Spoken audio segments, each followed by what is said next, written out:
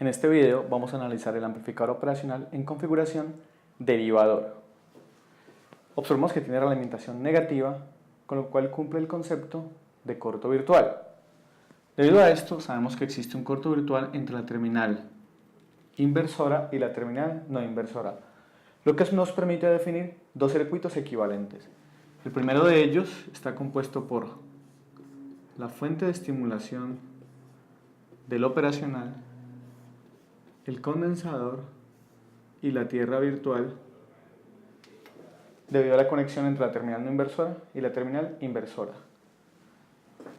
Observamos que la corriente que circula por el condensador I sub C está en este sentido, con lo cual tenemos esta polaridad en la tensión del condensador. Es decir, la tensión del condensador es igual a la tensión de entrada. Y sabemos que la corriente del condensador cumple esta ecuación diferencial, con lo cual la corriente del condensador es igual a C por la derivada de la tensión de entrada en el tiempo. Asimismo, utilizando el concepto de corto virtual podemos definir otro circuito equivalente, el cual está formado por la tierra del corto virtual, la resistencia de realimentación y la carga.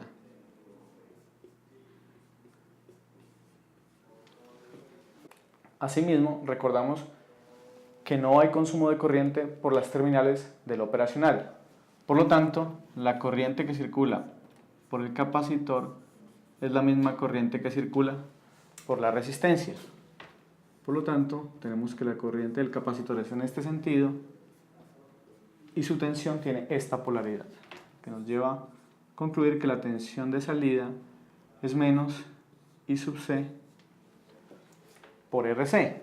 Es decir, la tensión de salida será menos la corriente del condensador, la tenemos definida en esta ecuación, será menos RC por la derivada del voltaje de entrada con respecto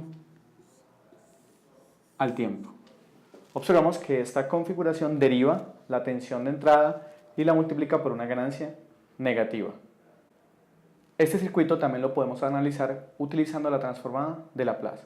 Para ello describimos el condensador en función de su impedancia compleja, lo que nos define un circuito inversor. En ese circuito la tensión de salida es menos la impedancia de realimentación sobre la impedancia de entrada por la tensión de entrada, que nos lleva a la descripción menos RCS por BI. Trasladando al tiempo esta expresión tenemos que es menos RC por la derivada del voltaje de entrada con respecto al tiempo, lo cual corresponde a la misma expresión que encontramos utilizando el análisis en el tiempo. Aquí podemos observar el circuito implementado en PSIM. Para este ejemplo consideramos una resistencia de realimentación de 1 kΩ y un condensador de 0.1 microfarads.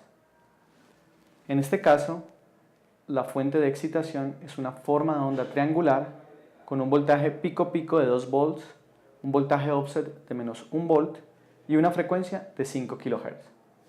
Por lo tanto, esta señal de excitación va a ser una señal centrada en 0, oscilando entre menos 1 y 1 volts.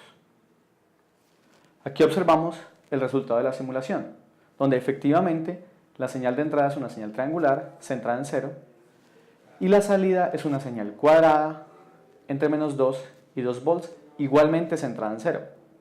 Vemos que el derivador se comporta adecuadamente, ya que la derivada de una señal triangular debe ser una señal cuadrada, debido a que las derivadas de cada una de las secciones, tanto ascendente como descendente, son valores constantes positivos y negativos.